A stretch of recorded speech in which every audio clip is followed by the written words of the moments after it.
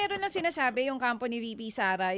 Actually, nasabi na rin naman nila ito, pero ayon sa kanilang defense team, lumalabas daw dun sa buong nangyari dito sa hearing ng Committee on Justice na parang may mga bagay na ginawa ninyo na dapat sa Senate trial lang dapat po yan ginagawa. Ano pong tugon nyo dito?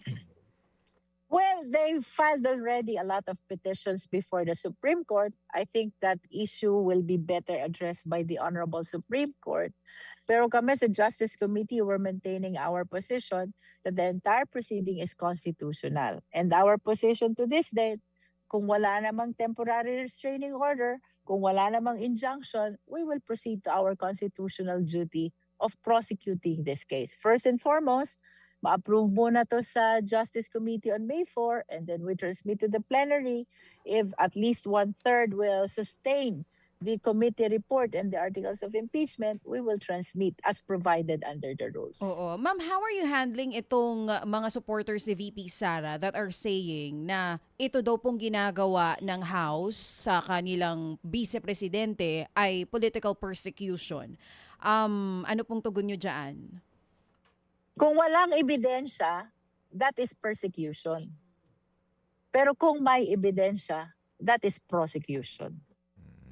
And we anticipate na ganyan ang magiging sentiment because they are supporters of the Vice President.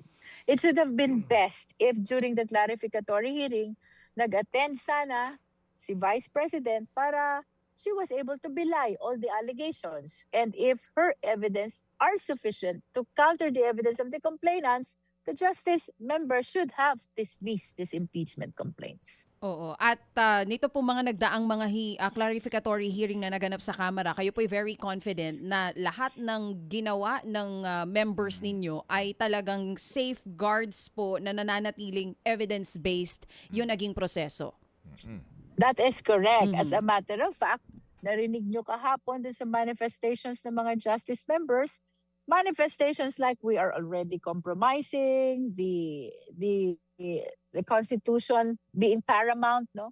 We are already compromising the exclusive power of the House of Representatives to initiate cases. And sabi ko sa kanila, we are not rebutting your argument, but we owe it also to the sovereign Filipino people to be as cautious as possible to make sure that we will be able to continue this impeachment process and reach the finish line, no? Kasi bagaman naintindihan natin Constitution is paramount, this is the mandate of the Constitution. Ang sabi ng Constitution, exclusive power natin itong initiation of impeachment cases. Yes, all of them are true.